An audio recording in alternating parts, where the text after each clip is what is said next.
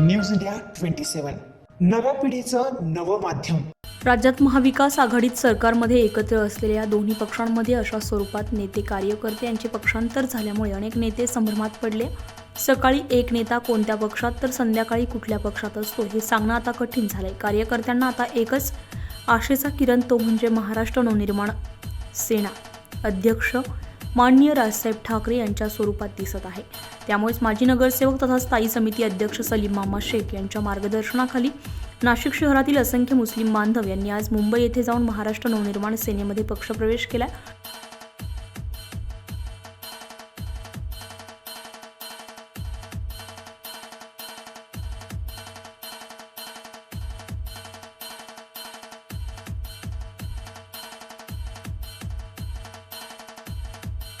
यामध्ये हशीम वारसी, गयासुद्दीन वारसी, समीर खान, कासिम खान, शाहरुख वारसी, अदनान वारसी, शोएब शेख, हर्षल शेख, रहमान खान, मोहम्मद सलमान खान, मोईन खान या असंख्य कार्यकर्त्यांनी महाराष्ट्र नवनिर्माण सेनेत प्रवेश केलाय। यासह असंख्य कार्यकर्त्यांनी महाराष्ट्र नवनिर्माण सेनेत प्रवेश केलाय।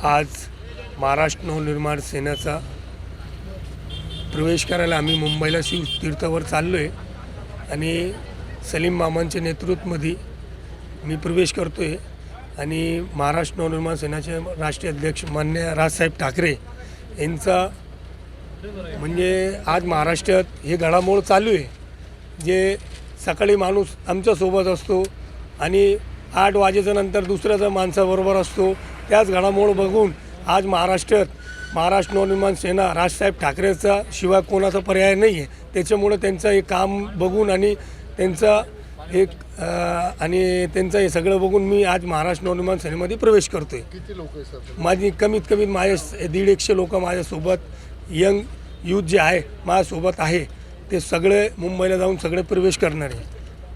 यावेळी सलीम मामा यांच्यावर राज्य उपाध्यक्ष पदाची जबाबदारी देखील राजसाहेब ठाकरे यांनी दिली आहे। सलीम मामा शेख हे नेहमीच महाराष्ट्र नवनिर्माण पक्षाशी एकनिष्ठ राहिलेले आहे। सुरुवातीच्या काळापासून ते राजसाहेब ठाकरे यांच्यासोबतच आहे। प्रभागात देखील त्यांचं कार्य अगदी उत्तमपणे सांभाळत आहे।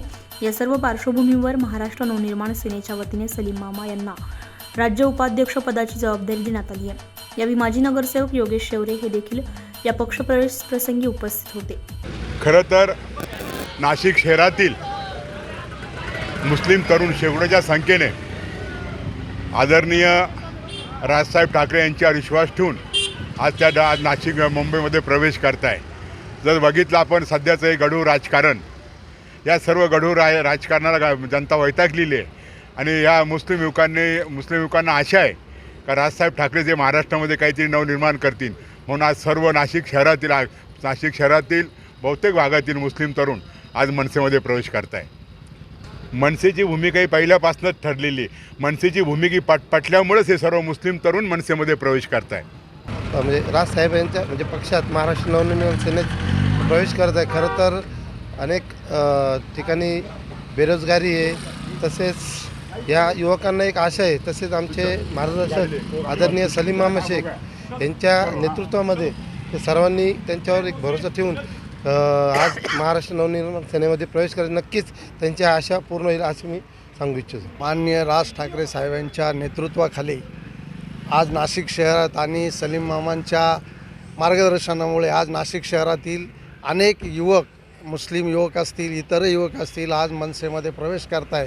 कारण गेली 4 वर्षापासून महाराष्ट्रामधलं अतिशय गढूळ राजकारण आणि जनतेने बघितलेलं सगळ्या पक्षांमध्ये झालेला सगळा चुतडा आणि सगळ्यांची पक्षफुटी, त्याच्यामुळे आता फक्त महाराष्ट्र नवनिर्माण सेना हा एकमेव पक्ष राहिला आहे का जो आज कोणाबरोबर जात नाही, स्वतंत्र लढतो आणि स्वतंत्र बाण्यानेच काम करतो।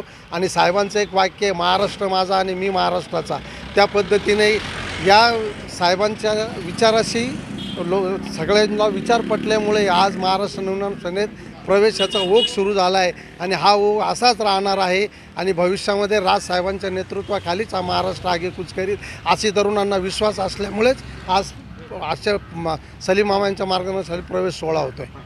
न्यूज इंडिया मराठीसाठी हेमंत काळमेकसह अश्विनी पुरी, नाशिक.